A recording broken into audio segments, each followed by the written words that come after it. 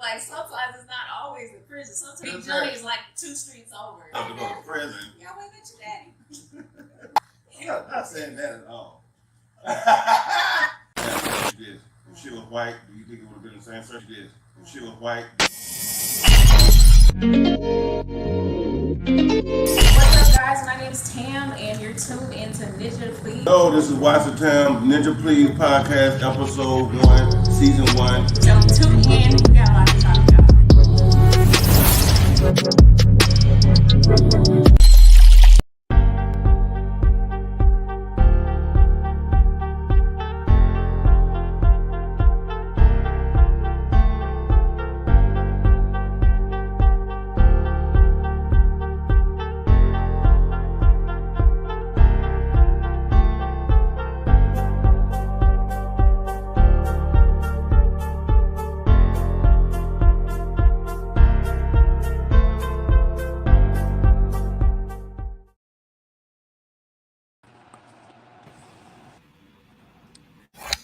What's up? What's up?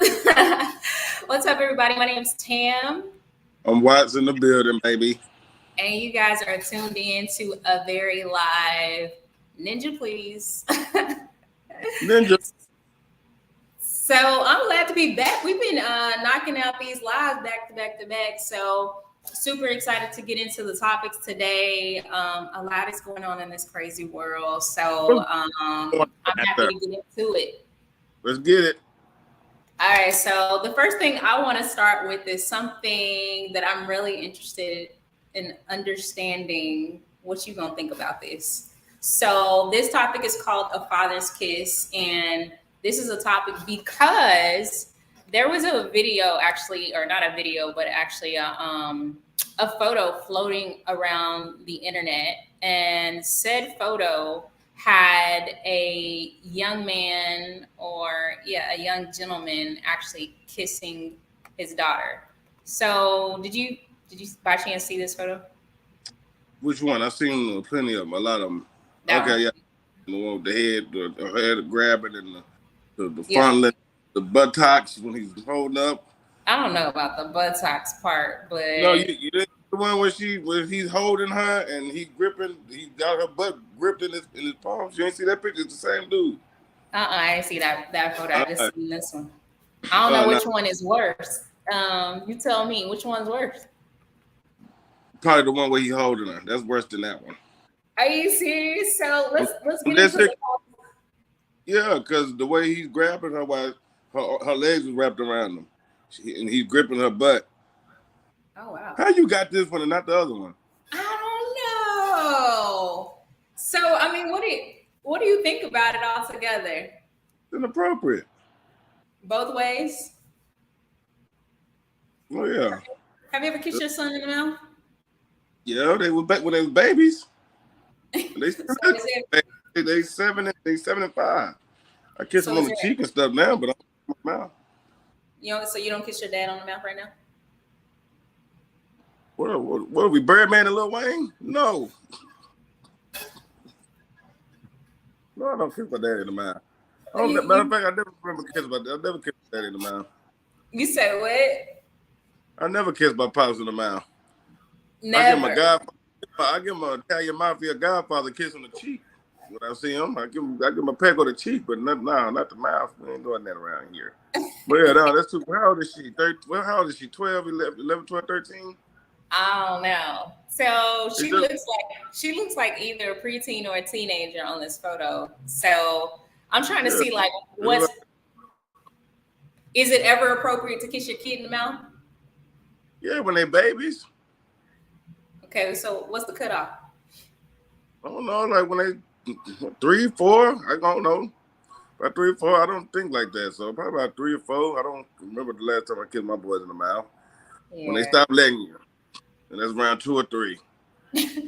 I'm just curious because I know I saw a couple photos floating around with Kobe kissing his little.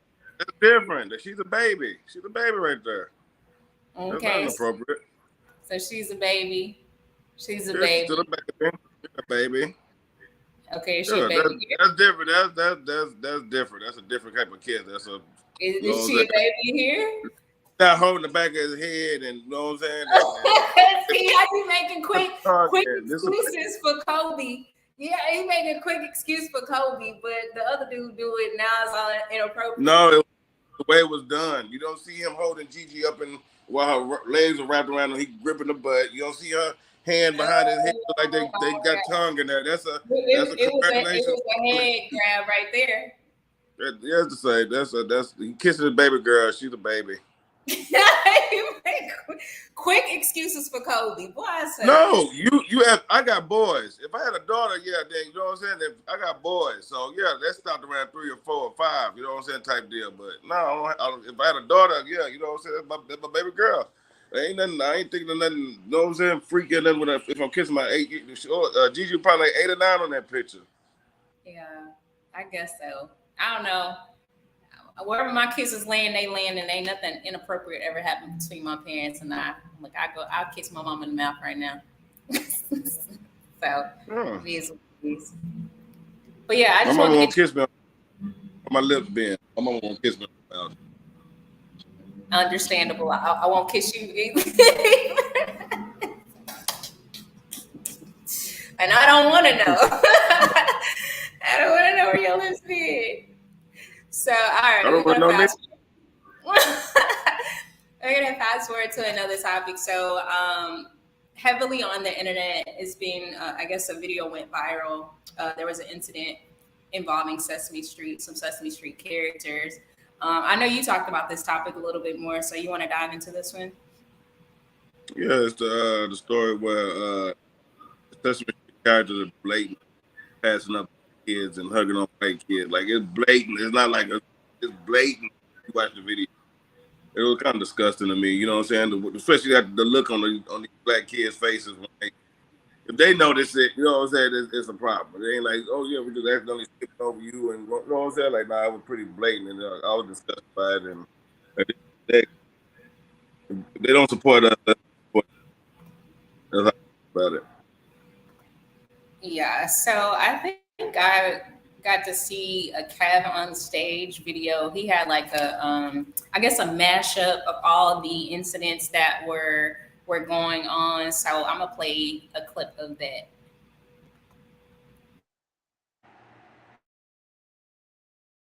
Okay, by now you've probably already seen the Sesame Place incident where Rosita did not hug the little black kids, okay? Do not scroll away from this video. Watch the whole 1:30. I'm making a point, okay? Now, here's the video.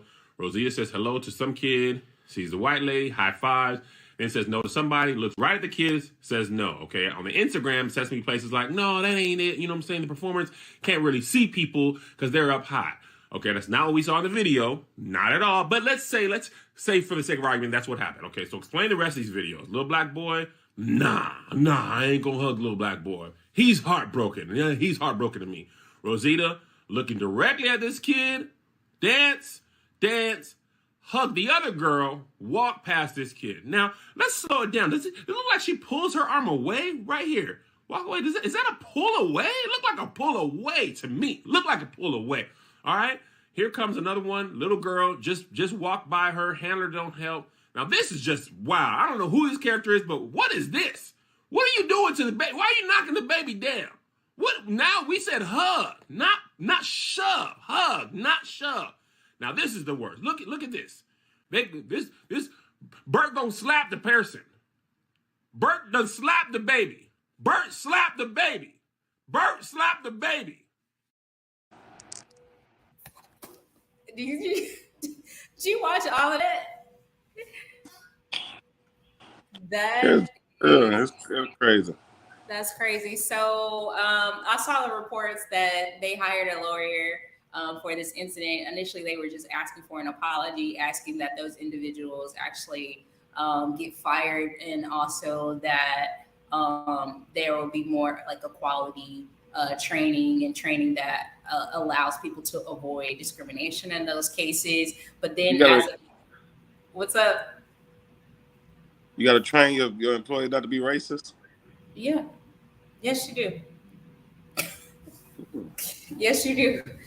Look, clearly. Otherwise, it's like agreeing with it, right? It's allowing, and then you put Sesame Street at risk in terms of lawsuits, in which there's now a lawsuit I saw today. I think it was around $40 million that they're now suing for.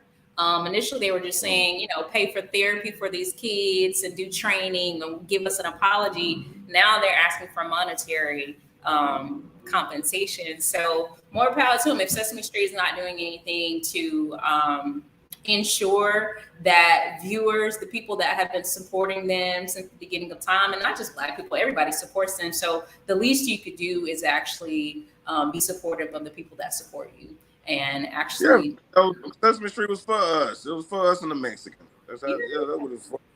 Yeah, I love me some good Sesame Street, some good Reading Rainbow. You know, I like the stuff we used to watch on PBS.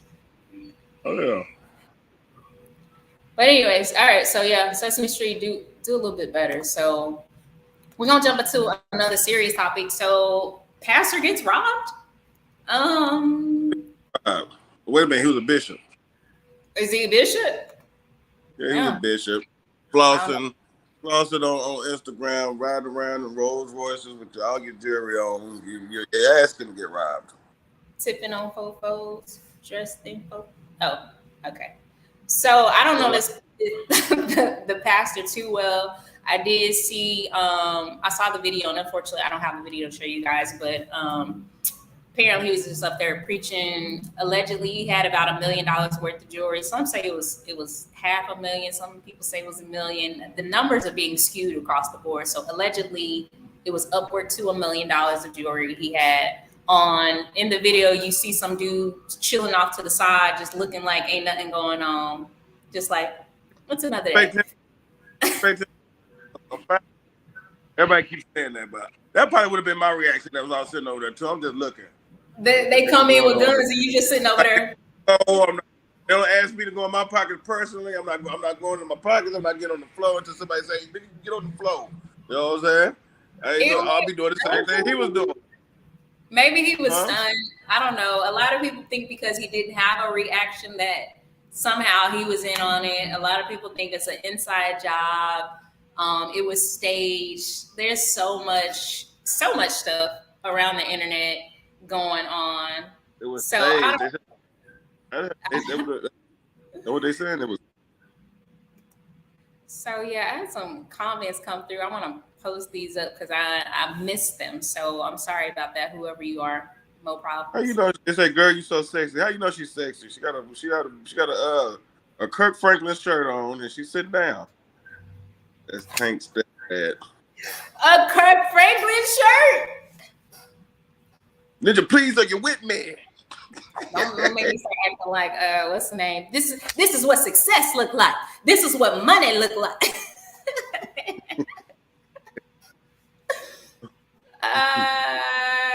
I'm the only one in your box there that you ignore me. Oh man. Anyways, all right. So yeah, back into these topics. Somebody's smooth offended about these comments. But yeah, so he gets robbed. Have you heard of this bishop before? No. Do you feel bad for him? How you feel about it? You feel sorry for him? I feel bad for anybody that gets. I hate a thief. I hate the spirit of theft. Then, but so does God. So I hate a thief. Like if I work hard for whatever, and I don't know if he works hard. I guess that's what you're implying, huh? You said you hate a thief. I'm sure the pastor get his back. Will a man rob God? I don't know. Maybe this guy's work. We don't know. Maybe this guy's work. You rob my people, I'm gonna get you robbed in front of my people. We don't know. We don't know. A lot of pastors are shaky these days. They're a little shady these days. Why you got on out? You know what I'm saying? I ain't telling you what to buy with your money. You know what I'm saying? But at the end of the day, I'm sure you got members of your congregation. Maybe Bishop has side hustles. You know, I don't know what he does. I don't know because it looked like a pretty small church. I'm pretty sure. I'm just guessing. He can't be getting all the money from that small church, right? Yeah, probably so. He's going on. He said it was 100+ people there, and he was doing a live stream. So you got people that's just sending their tithes and offering through the live. do cash app and all that crap, and you got, you know what I'm saying? Like, yeah. I mean, we don't know. I don't know what he does for a living, but we know the history of things, how flashy pastors get down. We know the history of the black flashy pastors. I get it, but I ain't never known no small church to have that much income coming in. So he has to be doing something on the side. He has to be. There's no way you can tell me they tithe him that much. I don't believe it. 100 people. How? House play. No, I'm just saying with what's going on with the pandemic and crap like that. You know what I'm saying? Like, sure that everybody's not trying to be all bunched up together. So I've seen mega churches where it's probably like a couple of hundred opposed to thousands of people that usually there, but you still got thousands of people online streaming and going and watching you live and sending their donations through Cash App and all that other stuff. The money don't stop. It's big business. So you saying he got a PPP loan? I wouldn't say that. I'm kidding with it. All right. Well, yeah, I don't know enough. I do feel bad because like I said, I'm in like a thief. Like, that's one thing I cannot stand. Like, money is. So if it comes out later on that he's been robbing the church, would you feel a different type of way? Would I feel bad? Yeah. Yeah, of course. Yeah, of course I would feel bad. I'm saying if it comes out later that the pastor been robbing his people, if it comes out later that that's the case, you'll still feel messed up that he just got robbed.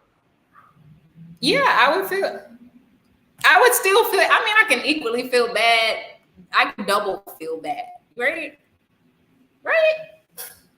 But I would feel more bad. I feel like it's like kind of, I hate to say karma, but I would say like the seeds you plant, they got to come back. They come back. I feel you. Well, spend more money. Instead of that jewelry, spend money on security. Touche. Look. Your usher board or your deacons ain't gonna do nothing, okay? Because they was just chilling. Like they knew what was about to happen. I'm not saying they did. It sound like you call it foul play. But I'm just like, I saw a couple seconds of that video and I was just like, something looks off. Something, don't you find that suspicious? I think it's a job because during his interview he said that he had jewelry up under his clothes. So they reached for that too. They patting him down, you know what I'm saying? So I think it was somebody he knew. Or somebody that knew he had jewelry under that. Unless you're just a professional thief. Well, I mean, you could. I don't know. The world may never know, as I like to say. Well, it might come out later. We don't know. Yeah. All right. Well, that's how we got on that topic. Let's get into one of our other topics. So it looks like the next topic is the situation that happened with Beyonce. How do you pronounce this lady name? Is it Kelis? Kelis. What's going on with Kelis? Kelis. My milkshake brings all the boys to the yard. Okay, so allegedly Beyonce I guess she used her soundbite in her new song. So, and she didn't get her permission. So Kelis is kind of upset. She's been going in on online saying that Pharrell did that out of, what word is she? Being petty is what she said. And that they put on the album, which comes out tonight, if it's not already out, for Beyonce's album, that it was featuring Kelis. And Kelis like, how dare you put that y'all featuring me, but y'all didn't even let me know y'all were gonna put me on there. Like, the audacity. So people online have been like, girl, just take the free publicity and shut up. And then other people are like, it's all fun and games until that person is you. So if somebody stole your stuff, you just gonna shut up. You're not gonna say anything. So people are saying like, y'all love defending Beyonce for whatever Beyonce does. And then other people are saying like, just take the free publicity. So what do you think about the situation? Ain't no free publicity. Kelis ain't doing nothing, so she ain't getting paid for it. Got nothing going on. To take the free publicity. Ain't no publicity. She got nothing going on. For her money. For her soundbite. This happens all the time, though. This ain't nothing new. This happens all the time. There's a lot of people that get paid for either writing a hook or for producing or producing stuff and not getting that credit for it. And then it goes to court. So I'm sure you're hearing about lawsuits. Well, from what I was told online, Pharrell actually owns it. So owns the music. Yeah. I know she. Yeah, so she might not be getting anything based on what the streets are actually saying right now. So I don't. Well, if you got somebody owning it, then that's what happens when you don't own your masters. Do what they want with it. And so shut up about it. Shut your mouth, Kelis. Now I heard the song. That's messed up. Well, she is getting some, like I said, some publicity. I don't know if she wanted so. If it's all following the coin. Why do you cheat? Oh, surprise topic. Didn't see it coming. So, we gotta talk. We gotta have serious conversations in the midst of the pop culture conversations that we're having. So, I want to dive into like why people cheat. I'm gonna give my perspective, and it may be completely different from yours, right? But I'm gonna give the best educated, spiritual synopsis that I can. But I want to hear what you say. Like, why do you think men cheat or people cheat in general? People cheat for a lot of different reasons. There's a reason why people cheat. One is because heat of the moment.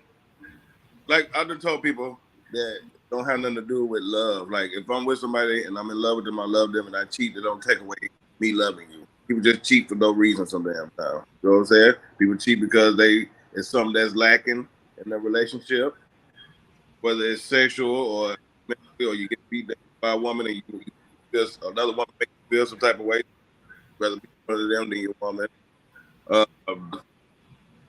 People got your horn out there that just, you know what I'm saying, that the temptations out there, and whatever goes down, it goes down.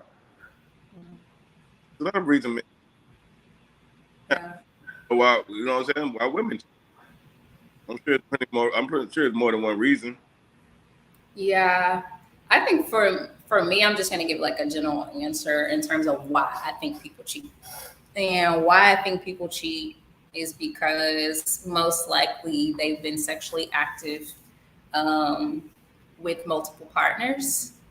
And when you've been sexually active with multiple partners and then you decide to settle down with a particular person, you mentally still compare like those other interactions with the person that you're with, and you're always trying to basically chase a high of like those sexual experiences. Like when you don't necessarily have anything to compare sex to with other people, sex with one person is just like all you know.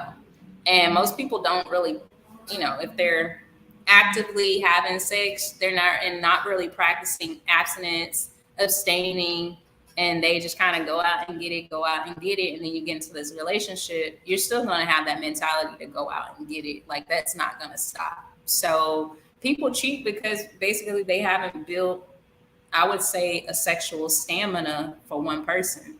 They build a sexual appetite for many. And when you build a sexual appetite for many, even though you're in a relationship, you could be having sex with one person and thinking about how somebody else do something. Right. That's a very dangerous territory to be in, because if you are sexually not pleased while you're thinking about somebody, you're with somebody, you're like, even though you're having sex with your partner, you're unfulfilled. So now you gotta try to, well, she not pleasing me or he not pleasing me the way I want to be pleased. But how do you know? The only reason you know that is because you've been out here giving yourself to everybody. So people cheat to chase a high, just like they do drugs. I think it should be like a warning before formed up. Like, be real with your partner. Like, hey, I'm not being pleased in this area. You know what I'm saying? Hey, if I don't get enough in this area, if you don't like it at all. You got women who don't give it up at all.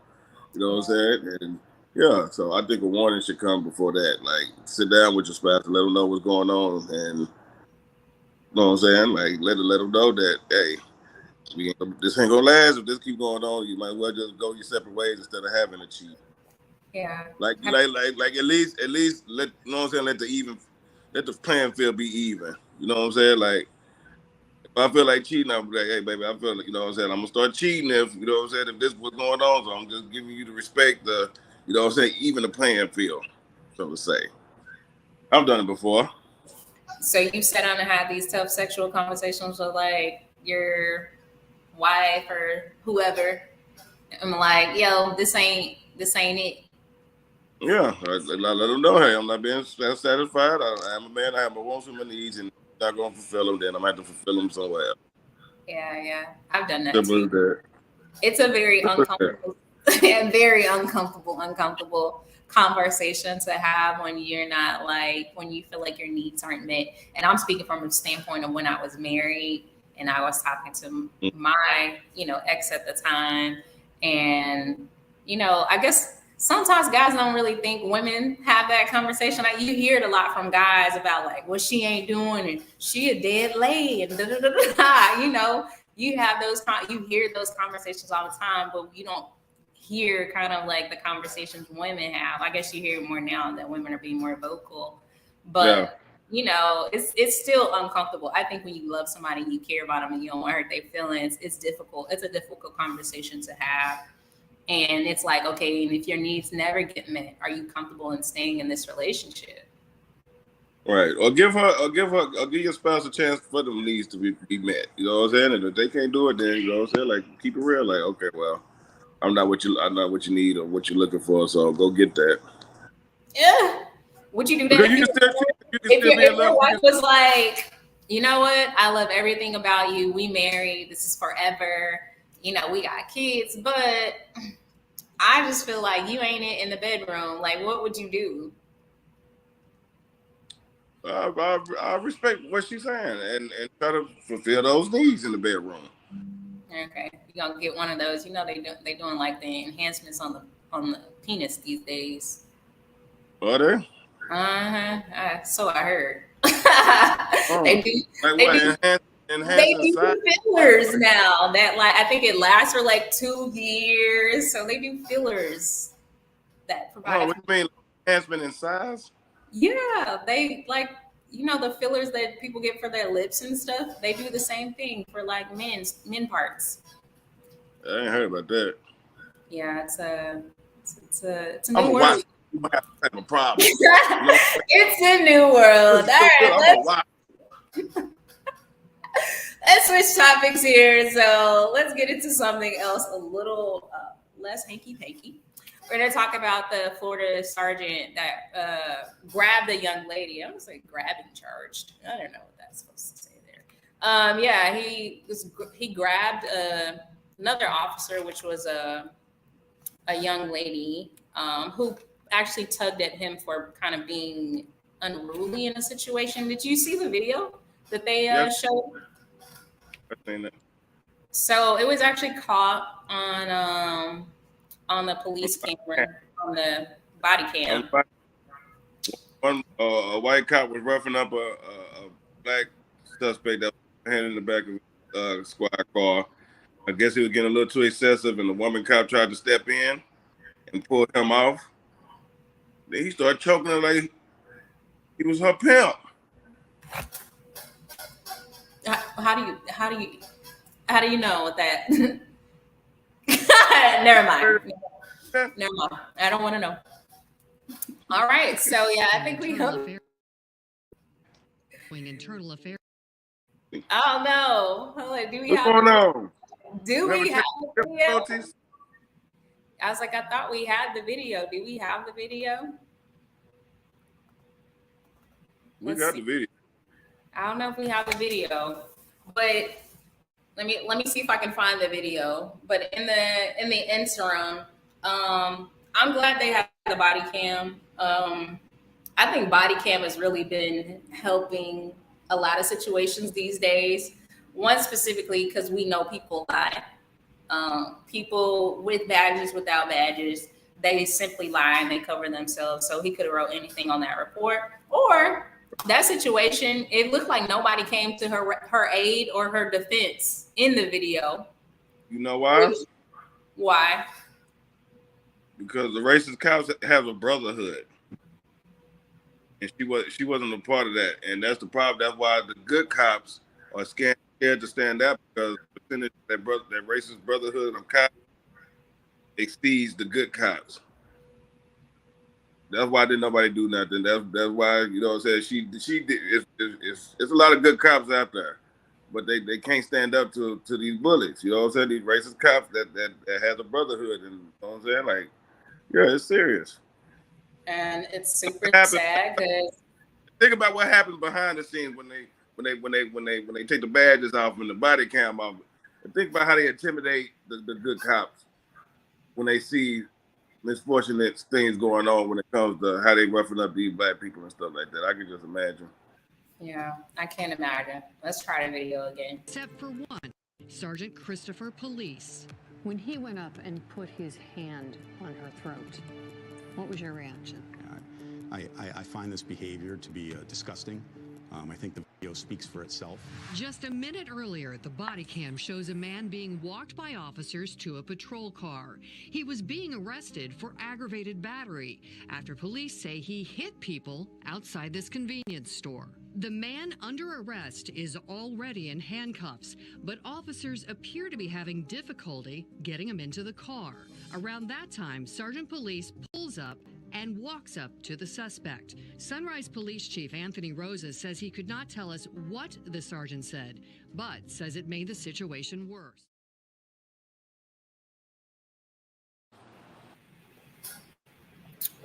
See what I'm saying?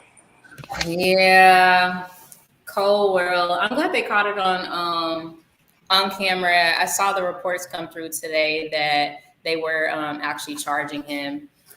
So kudos to the police department. Kudos to them. Kudos to them for taking action, man. Instead of just keep letting this stuff go on. Kudos.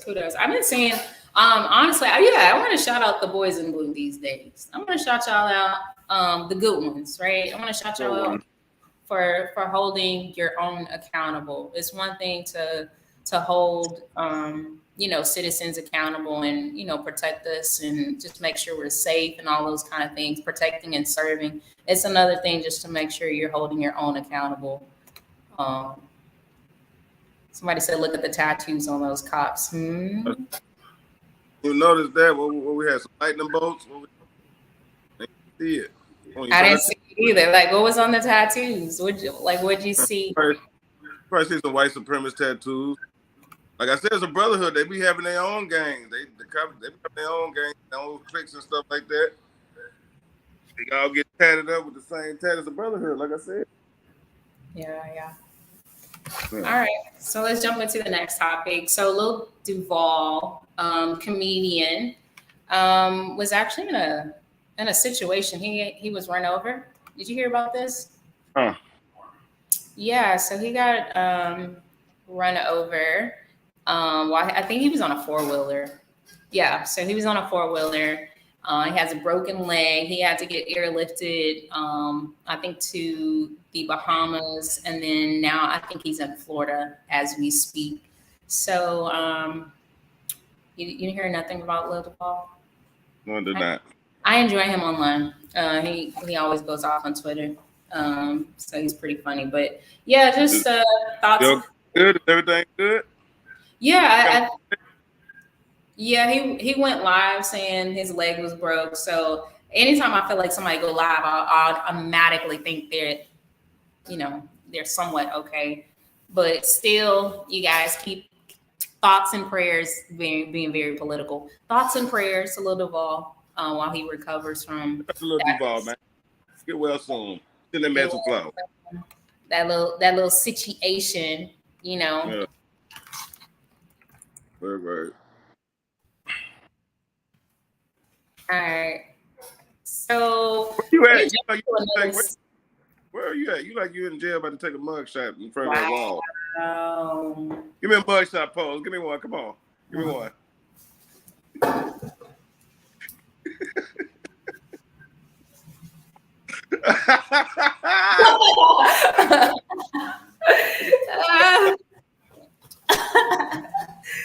A mess.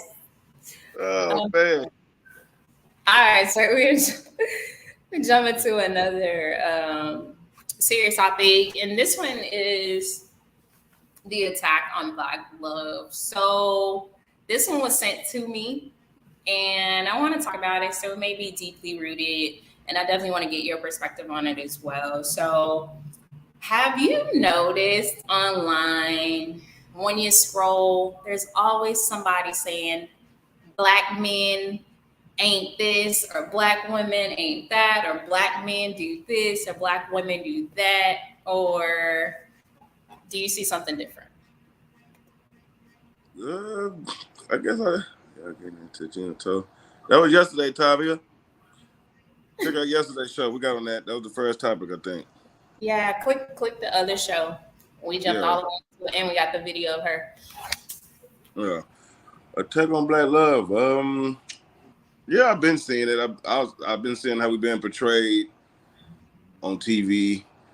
But we got to do better ourselves so we can get shown in a better light. Let's not act ignorant every time we're being video recorded, or say like when these reality shows just show us being ignorant. All these love and hip hops, you know what I'm saying? That's the new Black love. A bunch of bull.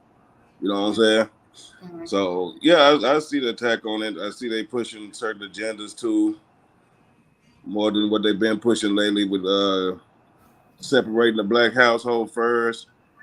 Now they're pushing the LGBTQ community on our people. If you ain't noticed, it's every time you see a commercial or pills for HIV, it's always Black men kissing and stuff like that. And every commercial is always, you know what I'm saying, it's always Black men being homoed out and stuff like that. Like they trying to push it on us. You know what I'm saying? They trying to normalize it. Yeah, but yeah, we need that, you know what I'm saying, that real Black love back, like for real. Yeah, like the old Whitney before the crack. Real Black love. What? Oh my gosh. So I think my perspective is it's very similar to yours. So we see kind of the stereotypical things that it kind of inundates us and I would say desensitizes us in a sense. Almost seems as normalcy in terms of like how Black households are from a broken standpoint. But I think even more so that indoctrination of what we see out in TV, music videos, and even in our music has really done a number on us where it's kind of almost normal. We kind of live in a society where it's normal for people not to want to get married anymore. It's normal for you to just kind of sleep around and not really want to settle and build with somebody. It's normal to, like, you see it in Nick Cannon, like he's having all of these kids and he's not married. And it's normal because people are like, oh, well, he has all this money. Why does money equate to a healthy home and having a father in the home? There's no way he could be everything he needs to be as a father. Right. With 9 baby moms. With all of these kids, not in the same place. Like, just because he has money doesn't make him a good father. And I think this generation's just really, really confused as it relates to like what healthiness looks like what a healthy family looks like. Like we've just changed it. Like we've made everything about chasing the bag and getting money, and those things are great, but that shouldn't be the foundation for your family if your family is broken, Right. That should be it. And then when we have these conversations, like I scroll online, I never see any other culture debating back and forth about 50-50. Like who are we gonna do 50-50? Like no other culture has these conversations except for us. Because that's why, because we're putting a system to where we had to go 50-50. The system is against well, you think the jobs that white people get and these Indians and these Asians get, they have to talk about going 50-50? No, they get good enough jobs to where they can go do what they do, and the woman can be the woman of the household. Black men, we gotta get these bull crap at $15 to $17 an hour jobs at these warehouses because we don't fit in the blue collar or the white collar. We brown collars. Okay? I disagree with that. I disagree with it completely. The system is against our race to not succeed in America, bro. We the only ones got this 50-50 crap. I don't feel like that should even be a conversation in our community. I think we should stop. And the reason I say I think we should stop having that conversation is the same thing we talked about yesterday when I talked about like somebody saying, I can't do this, I can't afford that. Or you could be the person that says, okay, I need to get more money. How do I get more money? And how do I get more money shouldn't be relying on a relationship. It shouldn't be relying on leaning on your partner to pick up and struggle with you. Like, we shouldn't have struggle love. And that's one of the things that's also attack on Black love. Like, struggle love, love that hurts, love that's toxic. All of these things are really glorified in our community. And once we start having better conversations in our community, we can flourish in our community. And a part of that is really, like I said, stop looking at relationships as to build you. You don't need a relationship to build you. Stop being the type of person that say, yeah, I'm just trying to find somebody to build with. Why aren't you building up yourself? You do not need to find somebody to build with. Like, you need to have your own foundation. You need to bring your own table. You need to be secure within yourself. You need to be paying your own bills. But if you got two young blacks wanting to build together, you say what? What's the problem with that? When you got two young blacks wanting to build with each other? You're talking about people like in our age range, like in your 30s and stuff like that. Now, what are we talking about young love here? You got two youngsters. I see young love at our 30s. We shouldn't be trying to find somebody to build with in our 30s. Of course, we should be able to have our own and then meet with whatever we got and bring that to the table. But what if you got two youngsters wanting to build with each other?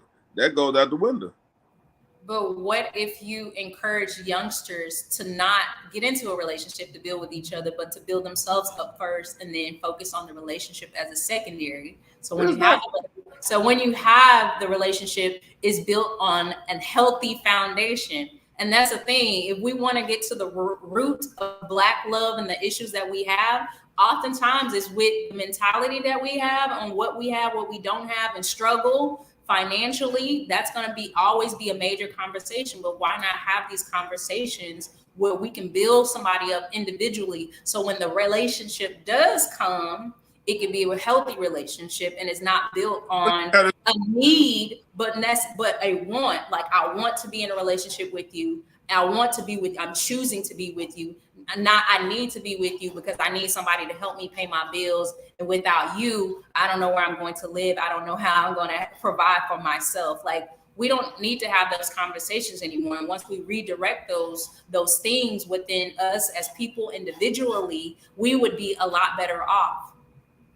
So you tell me that people should sit down with their teenagers, like don't have a relationship, don't have a high school crush or love, and then you go to prom and then try to build up with nobody. Be by yourself until what age? Until what? To what? I say have a healthy conversation with your kids, like I do. I sit around and I do have conversations with my kids about finances. I have a conversation with my kids about credit. My kids are 13 and 15. So my kids know everything A to Z about mortgages, about credit cards, debit cards, stocks, bonds, cryptocurrency. Like, I sit and have these conversations with my kids. So when they get thrown out into the world, they won't be like we were, where our parents just told us school, and nothing really else. Go get a job and work really hard. They didn't really tell us the ins and outs of how to build a legacy in terms of wealth and what it looks like to not have a relationship where we're struggling. Because all we saw was our parents working 1, 2, and 3 jobs to provide for us. And we may have had a good life through the hard work, but did it really help our parents? a lot of our parents are still working right now. A lot of our parents aren't really where they wanted to be. But if we could change it, if we could break that generational curse and have more in-depth conversations with our own children and break that cycle of poverty, not only just financially, but in mindset, we would be a lot better off in terms of the relationships that we have. And then also in terms of how our children have children.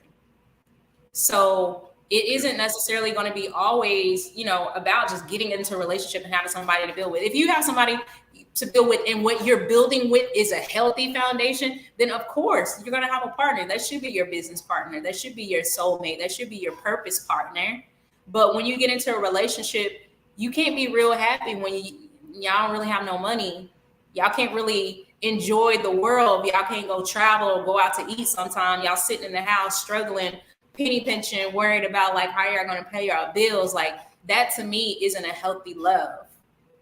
That's not a healthy love to me. And oftentimes the percentages on people that get divorced because of finances is the highest.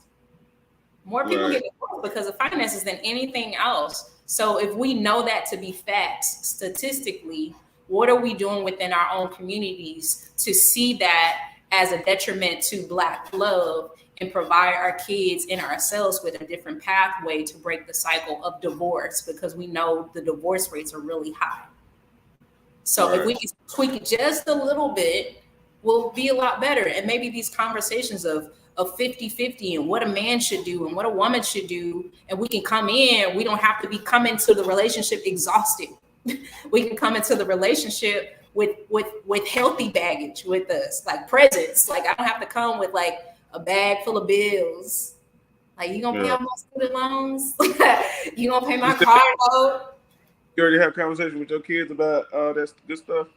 Yeah, I have a conversation with my kids. I sat down with my two boys and I tried to talk finances and credit and stuff with them, and then one of them said something about Buzz Lightyear and the other one called me a stinky booty head. Then I had to remember they were 7 and 5.